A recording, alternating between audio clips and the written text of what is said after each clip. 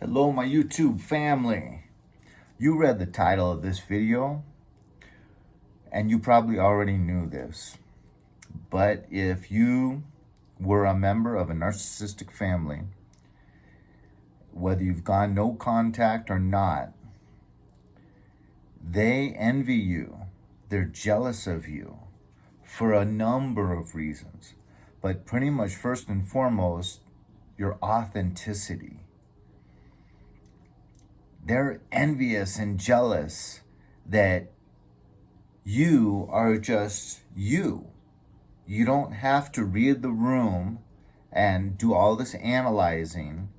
You don't have to switch up and put on a different mask or a different persona for every person you meet and talk to at the given party or social gathering. You don't have to wake up in a crummy mood because you have to remember all the lies you've been telling, all the manipulation little gamuts that you're running, basically like putting on makeup for half an hour, trying to construct this mask. You wake up, stretch, brush your teeth, and throw on some shoes and stroll outside. You're just able to do that, and they're not. So I think that would probably be the number one biggest reason, is your authenticity engenders real envy. You have a connection, a genuine connection with the divine. You walk with lightness in your step. You have joy in your heart. You are that light bearer. They are not. They do not have that joy in their step. And if it looks like they do, it's manicured. It's taking a lot of effort. They can also appear to have joy, but it takes a lot of effort. You'll see these narcissists getting ready in the mirror, practicing different looks, different smiles as they get ready. They're practicing. Everything is a performance. But you don't need to perform because of that authenticity, but also because you've got that joy in your heart, even with problems that come your way, even with the problems that they are purposefully constructing and throwing your way. So that joy also then causes your resilience. And that is something that not everyone has, that can be joyful even when there's chaos going on all around them, even when the rug has been pulled out from underneath their feet, even when they're maybe having really difficult boss at work. You can still show up at a party after work Friday evening and be genuinely happy. Another word is fulfillment. You're just fulfilled because you find value in life. You even find value in the little things. The pretty birds chirping outside of your window, the squirrels running and playing in outside in the tree. So you're someone that stops to smell the roses, and they're not. They're in their mind thinking the whole time 3 or 4 steps ahead. Okay, when we get there, this person's going to be there, and I'm going to have to play a manipulative game on this person, but then I also have to play a game of being really happy to see this person, and I have to act like I'm really hateful towards this person because he has been challenging my authority and my power and my control. And so they're just they can't enjoy the little things in life. You have genuine confidence. They have fake confidence. They come across as the most secure, confident people in the world when they are absolutely the most insecure and the most unconfident. So it's pretty amazing that they can do it, and it's because it takes a heck of a lot of effort.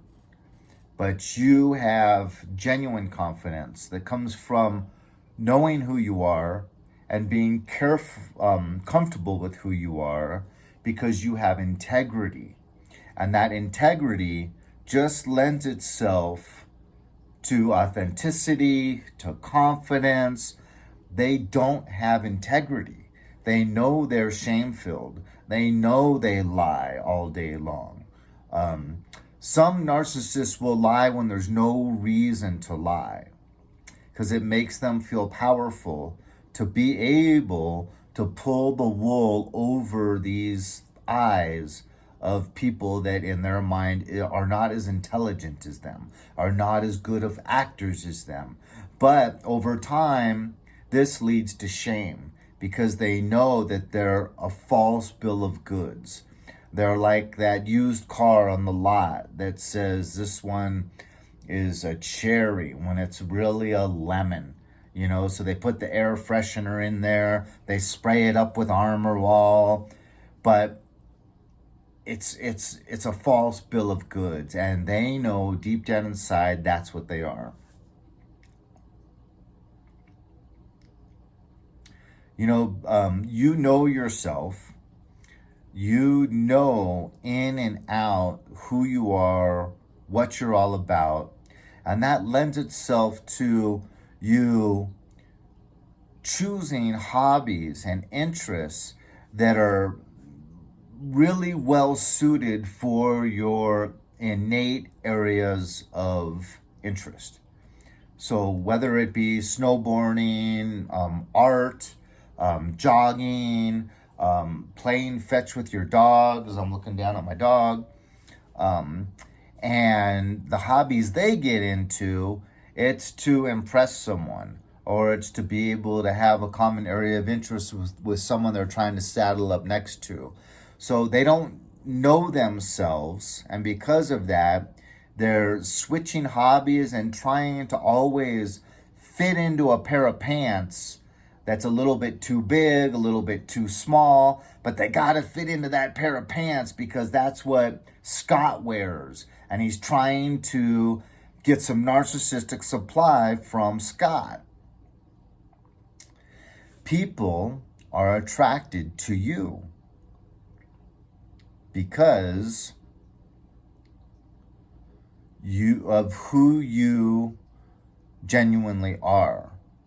People are attracted to them because they like the makeup that they have been working so hard, that false image that they've invested years into. So they know they're gonna eventually be found out. And the people that like you because of who you naturally are. And that builds some of that envy and resentment because you know that there's no time ticking. This relationship only has so long because they're attracted to who you really are, whereas with them, they're attracted to a false facade. And everyone seems to find out eventually. Every relationship has a time limit. And lastly, you have no agendas. You're happy in the moment, and you're happy in your own skin. So this is kind of a summary of all of them. But, they know that they're reading the room constantly. They're thinking about analyzing 3 and 4 things at one time, that they're trying to think 3 and 4 steps ahead. And yes, they take pride in that ability to pull the wool over people's eyes and to be able to think fast on the spot, but it gets tiring and they know it's a false facade. Whereas you have none of these agendas and you're just kind of naturally happy in the moment. You're not running any game. You're not running any cons. You're not manipulating anyone. You're just happy standing around kind of watching people and saying hi to whoever walks by you. And they wish in the bottom of their heart that they could be like you. And they know in the bottom of their hearts that they could never be like you, because they are the furthest thing from authenticity. And they have no connection with God, and they know that they never will. So God bless you. Take happiness in that, knowing that this family that maybe abused you for 3, 4, 5 decades, and you had to finally just say, that's it, I'm out of here. You know, you should be able to be happy with yourself, because you were able to survive all that, and it was just envy and jealousy twisted inward and then shot out at you with a lot of projection and a lot of shame being projected out onto you, and a lot of nasty, nasty stuff that has nothing to do with you and who you are. You're a person that loves God, you're a person that loves his fellow man, and you're a person that genuinely loves himself. And really, that's the best summary right there. They're none of those things, and you're all of those things. So please, if you like this video, hit like, leave a comment, share this video. God bless. I'll talk to you later.